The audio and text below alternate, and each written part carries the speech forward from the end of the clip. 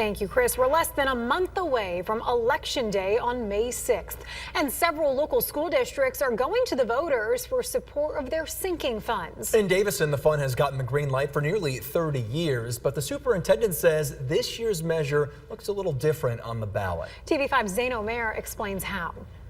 Davison Community Schools is looking to voters to continue supporting its sinking fund, which can be used for repairs, renovations, and other improvements to school facilities. Students are going to perform better and they're going to grow in their interests when we have the opportunity to provide spaces that are safe and they're warm and dry. On May 6th, voters in Davison will decide whether or not to keep the school district's sinking fund afloat. We've added roofs and HVAC and boilers, plumbing.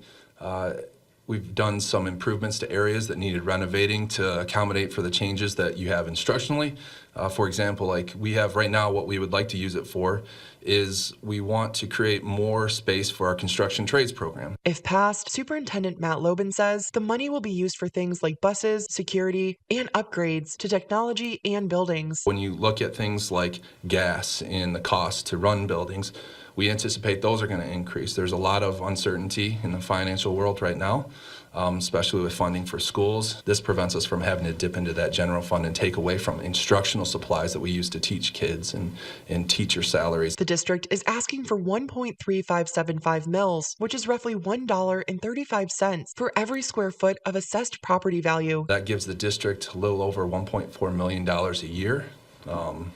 Interest-free. While the amount has not changed, this measure is not a renewal on the ballot. Lobin says that's because the scope of what sinking funds can be used for has changed. A few years ago, the legislators changed the law, which now allows us to use site sinking funds for safety, for technology, and for transportation. We unfortunately have to put in the word increase into our ballot language, which can be confusing for voters.